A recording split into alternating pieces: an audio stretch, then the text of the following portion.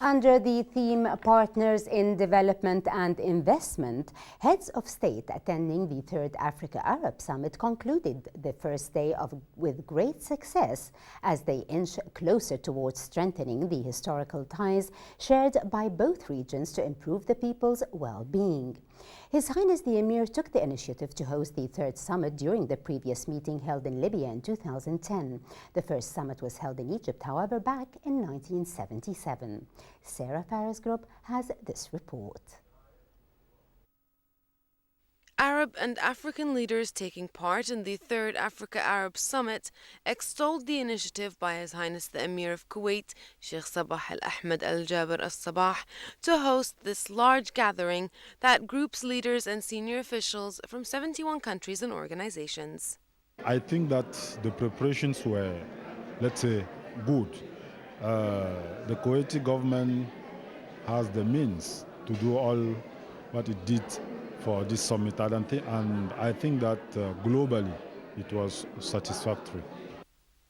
The first day of the Third Africa-Arab Summit concluded following speeches during the opening ceremony by Arab and African leaders reflecting their desires to achieve genuine partnerships between the two regions. After the plenaries, the delegations began the closed-door session to discuss the draft agenda and the resolutions. I came with a camera person, but was not allowed to go in. So I think that was a lapse. We should have allowed all camera people and everybody to be there because the official opening is paramount. After the official opening, then everybody, all the media people could have gone out. It's okay. But otherwise, overall, the preparations by the Kuwaiti government to host this summit were good. Only this segment of news covered. If Kuwait also has another chance to hold a similar, not just a summit of this nature, look at this difference, this problem, where coverage is supposed to be done only, especially during the official openings and the closures. The opening of the media centers, that was good. I have no problem with that. That was excellent. Everybody knows where to go as journalists, where to go to file in our stories, to do our research and to go. That was all right. The whole thing was just okay on the part of the government, excellent. But just that. Transport, okay.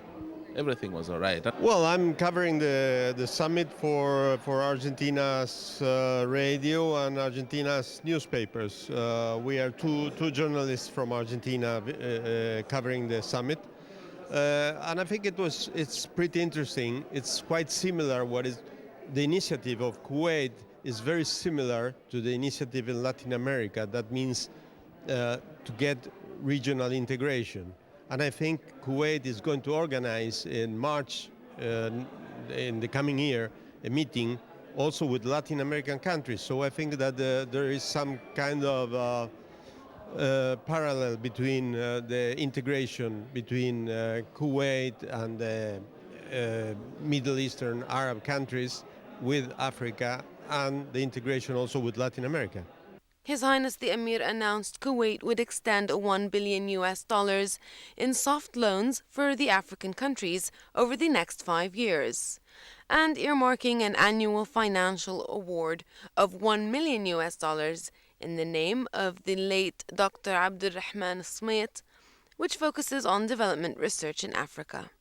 African and Arab leaders have concluded the first day of this two-day summit that aims to improve economic ties between the two regions that share a combined population of 1.2 billion people, with His Highness the Amir Sheikh Sabah Al-Ahmad Al-Sabah announcing a pledge to provide $1 billion in low-interest loans to African countries over a 5-year period.